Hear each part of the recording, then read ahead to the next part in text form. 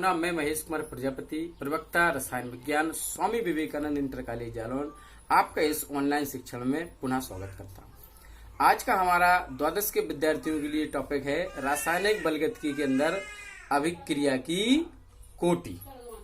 तो कैसे हम कोटि को समझेंगे, आइए देखते हैं। पिछले वीडियो में हमने छोटा सा इस रासायनिक बलगतिकी अध्याय में आपको अभिक्रिया की आणविकता के बारे में बताने की चेष्टा की थी।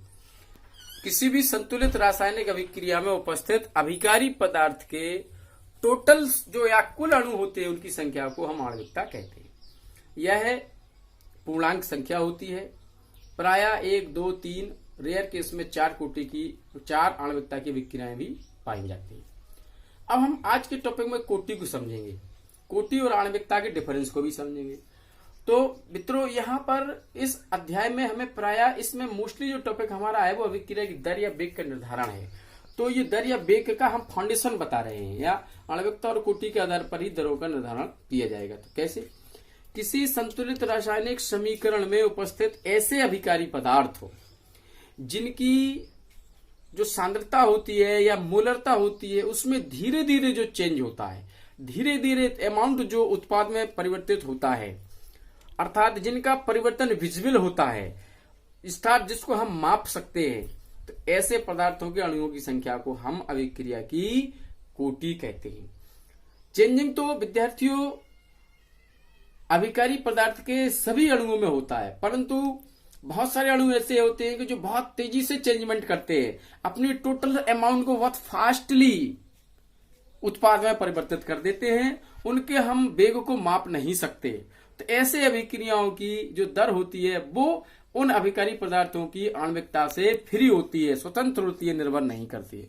परंतु कुछ ऐसे होते हैं स्लो मोशन, धीरे धीरे जिनकी आणविकता में चेंजमेंट होता है, जिसका मापन पॉसिबल होता है, हम उसको माप सकते हैं। तो ऐसे पदार्थों की जो आणविकता होती है वो अभिक्रिया की कोटि या दर कहलाती है। तो कोटि या दर के आधार पर एक बार पुनः मैं परिभाषा बताना चाहता हूं। किसी संतुलित रासायनिक समीकरण में उपस्थित ऐसे अभिकारी पदार्थ जिनकी आणविकता में मापने योग्य परिवर्तन होता है, उनकी आणविकता की टोटल संख्या को हम अभिक्रिया की कोटि कहते हैं। सरल शब्द भी है। ऐसे संतुलित रासायनिक समीकरण में उपस्थित अभिकारी पदार्थ जिनसे अभिक्रिया का वेग निकाला जाता है। विद्यार्थियों, वेग उन्हीं से निकाला जा सकता है जिनकी चेंजिंग में हम मापन ला सकते हैं। तो वो जिन पर अभिक्रिया का वेग या दर निर्भर करता है, अभिक्रिया की कोटि कहलाती है। कोटि के अकॉर्डिंग अभिक्रियाएं निम्नलिखित प्रकार की होती हैं। पहला, शून्य कोटि की अभिक्रियाएं। इसके अंतर्गत वे अभिक्रियाएं आती हैं जिनमें उपस्थित अभिकारी पदार्थों की आणविकता में जो चेंजमेंट होता है इसको मापा नहीं जा सकता, यानी जीरो मापन होता है। वो उत्प्रेरक या बाह्य कारक की उपस्थिति से बहुत फास्टली संपन्न हो जाती हैं, इसलिए वो शून्य कोटि की अभिक्रियाओं के अंतर्गत आती है। जैसे H2 + Cl2 एरर 2HCl, इसमें तीर के ऊपर हम सनलाइट रखते हैं, तो H2 के और Cl2 के जो जुड़ने की दर है, जो फास्टली वो जुड़ते हैं तभी HCl बनता है, परंतु वो इतने फास्ट जुड़ते हैं कि H2 और Cl2 की आणविकता में जो चेंजमेंट है उसको मापा नहीं जा सकता, इसलिए वो दर से स्वतंत्र होती हैं। अभिक्रिया का वेग H2 और Cl2 की जो सांद्रता पर निर्भर या मोलरता पर आधारित नहीं होता है। तो इस प्रकार से वो शून्य कोटि की अभिक्रियाएं कहलाते हैं। देखिए बोर्ड पर उदाहरण के माध्यम से।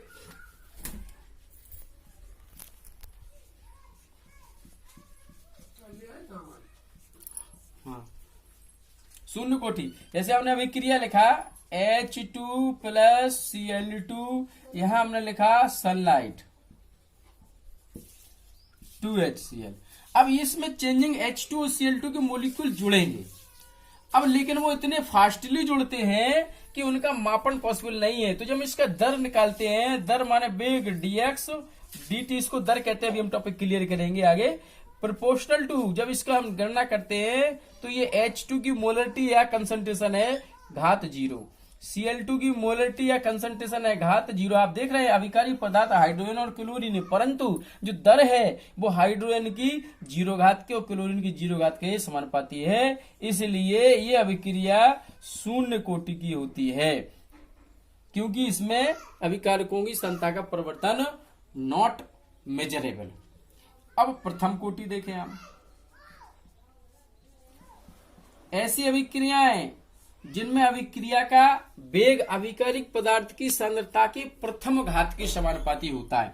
भले ही अभिकारक दो हों, लेकिन उनकी जो दर है वो चेंजमेंट है वो किसी एक अभिकारक पदार्थ की प्रथम घात के प्रोपोर्शनल होता है, तो प्रथम कोटि की अभिक्रियाएं कहलाती है। हम इस प्रकार समझ सकते हैं, जैसे हमने लिया CH3COO2H5 प्लस H2O में इसको डिसॉल्व करते हैं तो CH3COOH प्लस C2H5OH।